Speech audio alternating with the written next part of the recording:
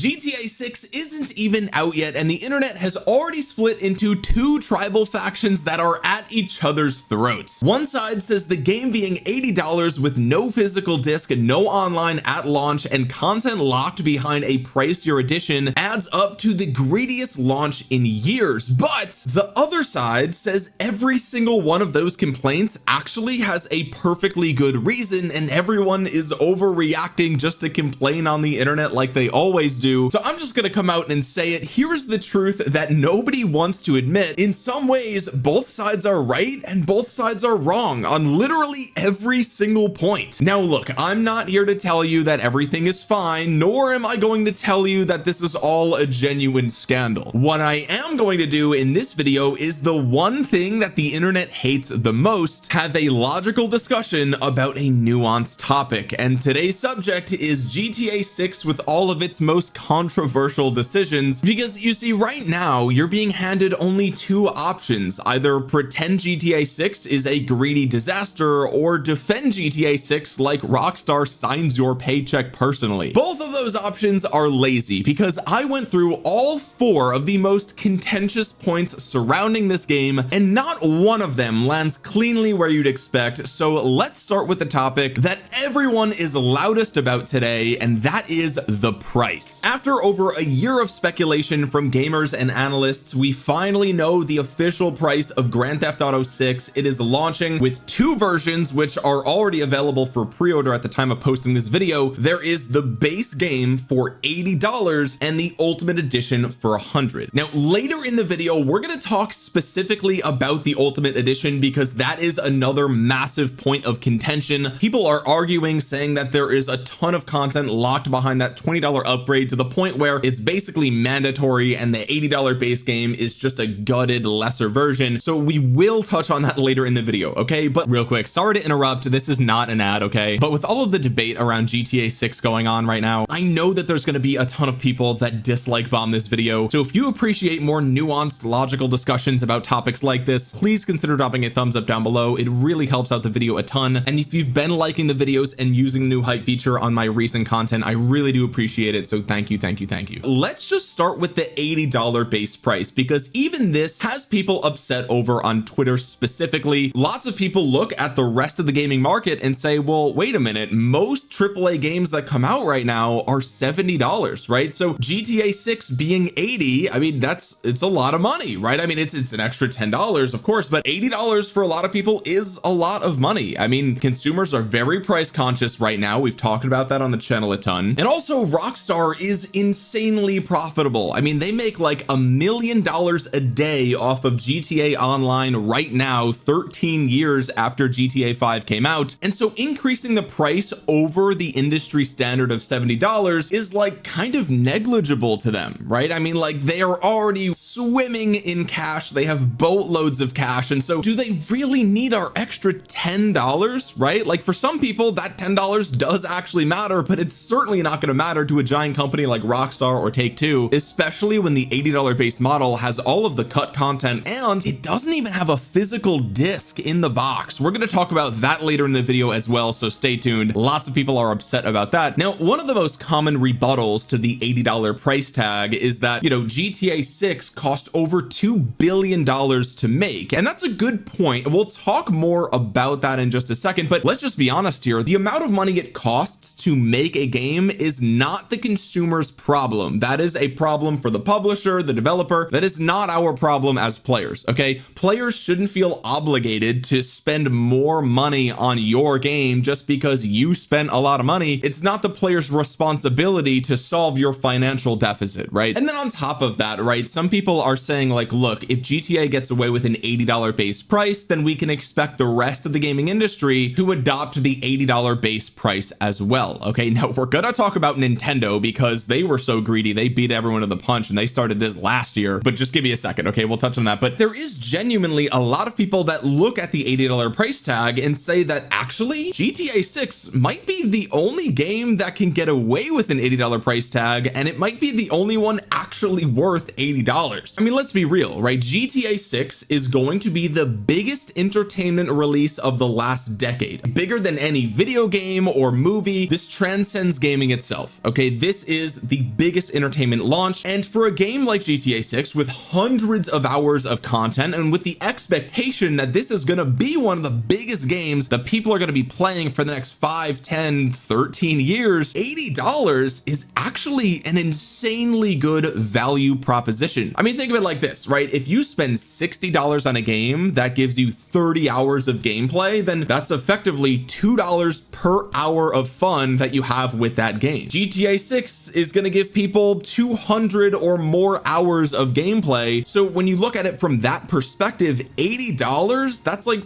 40 cents an hour. Okay, so from a value proposition perspective, GTA 6 is the best value proposition on the market, and it's not even close, by the way. Mathematically, it's actually one of the cheapest forms of entertainment you can buy right now. And when you pair that with the fact that Rockstar is known for having some of the highest quality games in the industry with the most depth and the most polish, I feel like giving them a little bit of leniency here is not that unreasonable. Now, other people are defending GTA 6's $80 price from a totally different angle, and that is the fact that GTA 5 launched in 2013 for $60, and guess what? $60 in 2013 has the same buying power as $85.77 today. So in the real world, when it comes to buying power, the price of GTA 6 is literally exactly the same as the price of GTA 5 was back when it came out. It's a pretty good argument from a macroeconomics perspective, but let's focus back in on Nintendo for a second, okay? Because like I said before, Nintendo already crossed the $80 threshold last year. Mario Kart World launched in 2025 and the gaming industry bought it up. And by the way, Mario Kart World has had very few tangible updates over the last year. It has no story mode. It has had no real DLC for the players since then. And yet the $80 price tag was just accepted by the gaming community with near total acceptance. And it's not the only Nintendo game that's priced at $80. I mean, Mario Party Jamboree was re-released for the Switch 2. That's $80. Kirby and the Forgotten Land was re-released for the Switch 2. That's $80. And then you factor in Legend ZA with the expansion pass and Donkey Kong Bonanza with Emerald Rush, and those are games that are about $100 if you want the complete package. So with all of these Nintendo titles, gamers just accepted the $80 to $100 price tag, and if we're being honest, none of these games come even close to the amount of content that GTA 6 will have at launch, not to mention the total package when you factor in GTA Online when that does eventually come. And we're going to talk about GTA Online later in this video as well, so stay tuned. But the argument here is that for some reason Nintendo gets a pass when it comes to $80 and sometimes $100 complete packages, and yet GTA 6 with hundreds of hours of more gameplay for some reason is getting backlash here. And frankly, if anyone should be getting backlash, it should be Nintendo. They were the ones that led the charge and basically gave GTA permission to launch at $80. And I feel like I'm drinking crazy juice here, okay, because I have been banging the drum on this for nearly a year at this point, and the rest of the gaming industry is just now catching up to this and realizing how expensive gaming has actually gotten. And the final thing that people say when they come to the defense of GTA 6 is that over the last year, gamers and analysts were speculating that GTA 6 could launch at $100 for the base price and it would sell just as many units. And the truth is that they're probably right. Whether it launches at 80 or 100, I mean, let's be real, people are still gonna buy it. It doesn't really matter, right? It's GTA. It's the most hyped and most anticipated game of the last decade. People are gonna buy it. So what's the conclusion here? Is $80 greedy, or is it justified based on the rest of the market? I think the truth falls somewhere in the middle, right? I think that GTA knows they can get away with an $80 release, and so they're gonna go ahead and do it anyway. But do they really need the money? No, they really don't. They make millions and millions of dollars. So even though it's defensible for the game to launch at 80, given the value proposition, it does still feel a little bit slimy from the consumer's perspective. For me personally, and this is just my opinion, okay, I do feel like GTA 6 is in a league of its own, and it is tough to compare it to the rest of the gaming industry because it will simply be a more complete package than anything on the market. This is like basically the first quadruple A title game that we're actually going to get to play. And so does GTA GTA get a pass here? Is this the exception to the rule? Look, I wish it were 70. Okay, I do. I'm a consumer. I don't want to spend more money than I have to, right? But again, I don't feel like it's outrageous for GTA 6 to be $80. Pokemon Pokopia with its DLC being $105, that I find ridiculous. Zelda Breath of the Wild still being $60 after 9 years on the market, that I find ridiculous, especially when you consider the Switch 2 version is even more money. But let's move on to the second point of contention that has a lot of people upset right now, and that is the fact that Grand Theft Auto 6 is missing a physical disc on release. Okay, now if you have watched the channel for a while, you'll know that I am a big collector of physical media. I really have been a proponent for physical media for the longest time. I don't think there's such a thing as digital ownership, and so I come into this discussion a little bit biased, but I do think that there is a good argument to defend Rockstar's position here, so we're going to discuss both sides. Okay, but the reason that there's backlash here, right, is that a code in a box is not actually a physical release. It's basically tacking landfill trash onto a digital release, right? And if you don't actually have the full game on the disc, then buying the game isn't actually owning the game, right? Like, you can't resell a code in a box. And one of the things that we've seen with previous consoles is that once digital storefronts shut down, or if licensing agreements change, then in a few years we might not actually have access to specific games if there is no physical copy on the market, right? And so this is a bit of a long shot considering how popular GTA 6 is going to be, but the argument here is that if no physical copies actually exist, then in 20, 30, 40 years GTA 6 disappearing permanently becomes a very real possibility. If there's nowhere to download it from, then there's nowhere to get it. So once those servers go offline and the consoles with the games installed stop working, that's it. GTA 6 is gone forever. It's not a problem we face today, but it's a very real problem that we could face in the future. And on top of that, there's nothing to collect with GTA 6 like there was for previous versions, right? There was a collector's edition for GTA 4, for example, that had like a lockbox and a duffel bag and everything, and it was really cool, right? And so now even the ultimate edition of GTA 6 is just a download, right? And it just feels lazy, and frankly, people who like to collect games just don't have anything to collect here. People are willing to spend more money on ultimate editions, but you got to actually give them something tangible for it, right? So again, as somebody personally who collects physical media, I would love if GTA 6 launched with a disc. Okay, I would, but there are people defending GTA 6 for this practice, and it actually does make a lot of sense. Okay, and that is leak prevention. You got to understand that GTA 6's entire development has been plagued by hackers and leakers trying to get the game out early. Okay, so if they print this game on a disc, it's going to be leaked before it even leaves the factory, because hype for this game is on another level. And that's kind of the trend of this video. It's that GTA 6 is in a class of its own, it's in a league of its own, and so a lot of the industry standard practices that we would expect kind of don't apply here, and maybe that's fair, maybe it's not. But I mean, how often do you see somebody post on Reddit or Twitter pictures of games that aren't even out yet, right? Because they work at Walmart or Target or GameStop or whatever, and they get the shipment in before the game's launch date, obviously, right? And these employees make a minimum wage. They don't care if there's backlash to them posting the game online or whatever the case is. And so like, this has happened for decades, right? If you print the game on a disc, it's going to get leaked. There's just no way around that, especially for a game of the caliber of GTA 6. But that's not the only reason why it makes sense for them not to have a disc version, and that is the fact that this allows the developers of GTA 6 to continue working on the game right up until launch, because they don't need a sort of definitive build version early to stamp on those actual Blu-ray discs, right? And so giving the developers an extra couple of weeks or whatever to work on the game for day one could actually lead to a better day one experience, right? And I think that's what we all want. We want the best possible day one experience for GTA 6, and if not having a physical disc is going to help that, then maybe that's actually a good thing. And the final thing I want to touch on here, and this is the most important part, is that multiple sources are saying that a GTA 6 disc version will be coming this year by December, according to an insider. Okay, now I saw sometime yesterday, I saw another article talking about this, but according to an insider of a Polish gaming site, this week it was finally confirmed that GTA 6 will indeed have a physical release on November 19th, but it will only be a code in a box rather than a physical physical disc. Now that same insider who handles physical game sales in Europe and previously correctly leaked information on release dates for Oblivion remastered physical copies, the Switch 2 port of Sonic Racing Cross Worlds, and the PS5 port of Microsoft Flight Simulator, says a disc version of GTA 6 is still coming this year. They claim that the code-in-a-box version of GTA 6 is only for the initial production run, and that both the PS5 and Xbox Series X will get physical copies containing a disc sometime in December. Generally speaking, the release with the code will be a one-shot, and the option for a disc release will follow. And so this kind of corroborates the claim that the reason they're doing code in the box is to prevent the game from leaking, right? They're just doing code in the box for the initial batch, okay? And then later down the line, if you want a physical copy with a disc, you just got to wait a couple of weeks and boom, you'll get it in December. Now, again, this is an insider claiming this, and they do have a good track record, and it also makes the most sense logically, right? So I have reason to believe that this is true. Whether it's actually coming in December or January, February, whatever, who actually knows, right? But I do think that it's likely we will see a disc version land on the market. Now, it's also the case that you have to remember Blu-ray discs for the PlayStation 5 have a capacity of 100 gigabytes. Okay, so GTA 5, I believe, is about 93 gigabytes. So if GTA 6 is even 10% bigger than GTA 5, which we kind of assume it is, then the game probably won't fit on a single disc either. So it's going to be a multi-disc release, similar to, I think Baldur's Gate did that, right? So that also adds another layer of complexity. I know it's just one disc instead of two, who cares? It's not that big of a deal. But my point is that, you know, they're probably going to print this later down the line, and it's not going to end up being a big deal in the long run. So if you do want this game physically on disc, there's a good chance that all you have to do is wait a little bit. Yes, it sucks. I understand that, right? Again, you're preaching to the choir here. I love physical media. I want the game to be on disc. But as I said before, in this instance, GTA 6 is kind of the exception to the rule. I understand with their history of hack attempts and leak attempts and leaks succeeding for GTA 6, I can understand why they are taking every precaution necessary to prevent further leaks of the game before it lands on shelves, or in this case on our solid state drives in the console. So again, I get it. I want the game to be physically there, but I can understand why they're doing this. Moving on to the third point of contention, this is the one that really rubbed a lot of people the wrong way. Especially, I saw Charlie make a video about this, Voice Critical. This was reported by The Gamer. GTA 6 is locking a ridiculous amount of content behind the $100 Ultimate Edition. According to the Rockstar website, here's everything included in the Ultimate Edition, or in other words, here's everything you can't access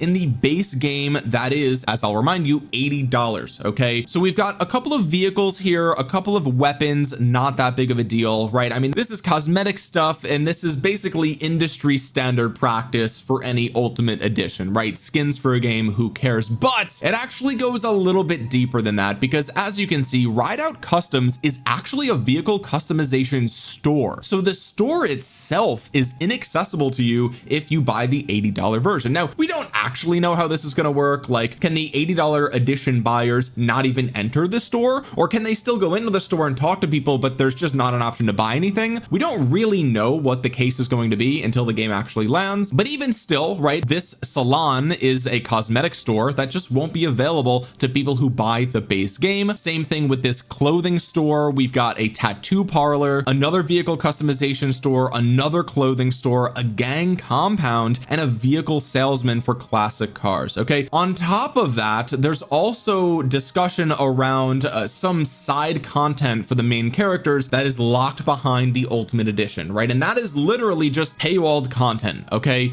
and so when we start to look at this more extensive list, including the fact that there might be a couple of side missions locked behind the $20 edition, this paywalled content isn't just cosmetic, it's actual in-game content. So there's entire stores here that are completely inaccessible to people who don't fork up an extra $20. And so this is where the backlash stems from, right? This is by definition day one DLC, which the rest of the gaming industry gets roasted to oblivion for, because it's genuinely a scummy practice. It carves out stuff that is ready and able to be put into the base game on day one, just to package it with another more expensive edition to charge you extra. Okay, and the backlash here also points to the fact that if GTA 6 gets away with this, which they will, by the way, then it gives the rest of the gaming industry permission to continue doing it, or to make it even worse and more egregious with their next releases. We're talking about the next Assassin's Creed, we're talking about the next Madden game, the next Call of Duty game, right? If they see GTA 6 get away with this, then they know that they are safe to cut even more content from the base model to put it in the Ultimate Edition. All right, and furthermore, right, this content being cut from the base game means that the complete game on day one is actually $100, not the $80 base price. In other words, the devs didn't build the base game and then add content to make the Ultimate Edition. They simply made the base game and then removed a couple of stores and missions to make the $80 copy, right? And out of everything we talk about in this video, this is the main grievance that I can actually get behind. Okay, it does feel really scummy that you're making an Ultimate Edition that is just a code in a box, that is filled with content that is not added to the game but is cut from the base game. It feels kind of scummy, right? But there are people defending this. Okay, there are people that say, look, deluxe editions with bonus content are, like I said, industry standard, and they have been for over a decade. Okay, so the time to complain about stuff like this, Ultimate Editions, premium editions, the time to complain about this stuff was 2016, not 2026. You're way too late to be complaining about this at this point. And also, the $20 upgrade is entirely optional and has virtually no effect on your enjoyment of the game. If not getting a specific tattoo ruins your GTA 6 experience, then you're buying the game for the wrong reason. GTA 6 probably isn't for you if not having a specific t-shirt for your character is gonna just ruin your experience for GTA 6. Then like, what are you even doing here, right? Like, this game clearly isn't for you. And additionally, compared to other games, you actually do get quite a lot of content for just $20. I mean, there's plenty of games out there that have Ultimate Editions and all you get is the exact game but 2 days early, right? So like, when you compare this to the rest of the industry, it's like, okay, not only is this industry standard, but you're actually getting a lot, and the stuff that's here is mostly cosmetic anyway, so who even cares? Like, why are you complaining about $20? If you don't like it, don't pay for it, right? That's the argument from the people that are defending GTA 6 here. And look, like I said at the very start of this video, I get it, right? GTA 6 is kind of the exception to the rule, and frankly, I do think most people are going to buy the $100 edition. That being said, I'm gonna stand by what I mentioned earlier.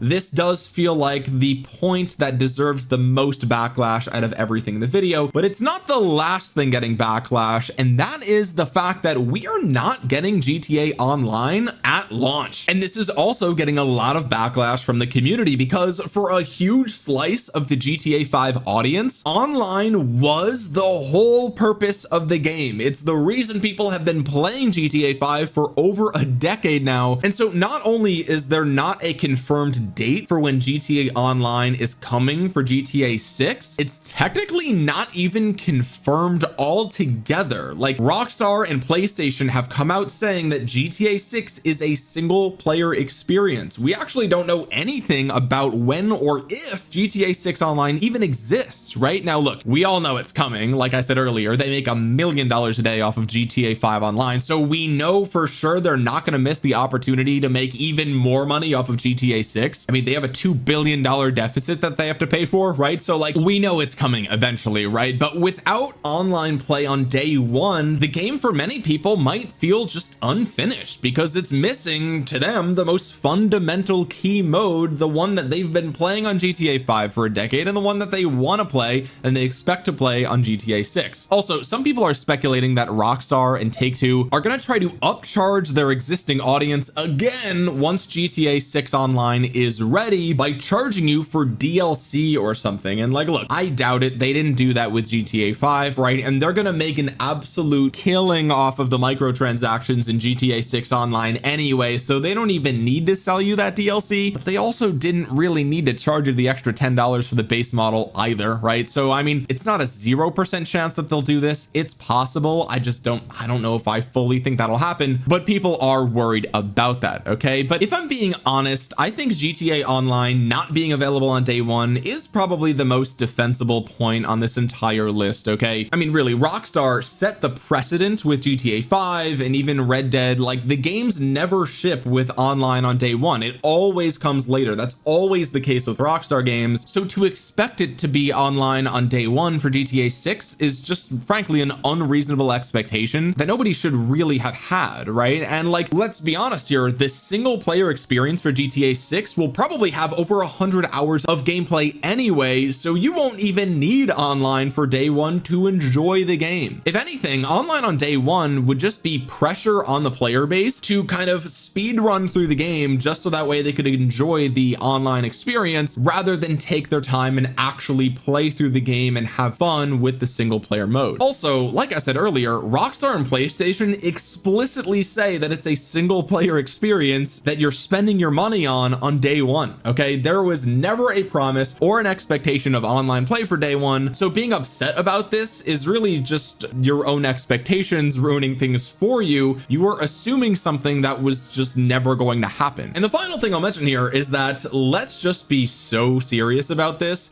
If GTA 6 had online on day one, the servers would melt anyway. Okay, with the simultaneous launch of the game and the online servers, you wouldn't get to play it on day one anyway. Let's just be real here. Okay, so again, I understand why people are upset here. This is the mode that has kept GTA 5 alive for over a decade. I get it, right? But I think expecting online for GTA 6 on day one was never promised. It was never assumed. It was never coming. There's no precedent there. All the other games have the online launch later. I think Red Dead had online launch like a year later, right? And GTA 5 had online launch like 3 or 4 weeks later. So hopefully it's somewhere around GTA 5 timeline instead of Red Dead timeline, right? I think people would be up in arms with pitchforks if they have to wait a year and a half to play online GTA 6. But my point is, like, there was never really an expectation here, so I don't fully understand the backlash, even though I get it. People want to play online. So those are the 4 points of contention in the Grand Theft Auto 6 community that have people split. There are people arguing on Twitter about, oh my God, if you spend $100 on this game, you're literally cattle. And then the other side is saying, oh my God, if you can't afford an extra $20 for the biggest game of the decade, you're literally a brokey. You've had 13 years to save $100. You couldn't even do that. If you can't afford that, then, you know, you need to just get a job, right? Like, you shouldn't even be worried about GTA 6. If you can't afford it, you need a job. And again, the truth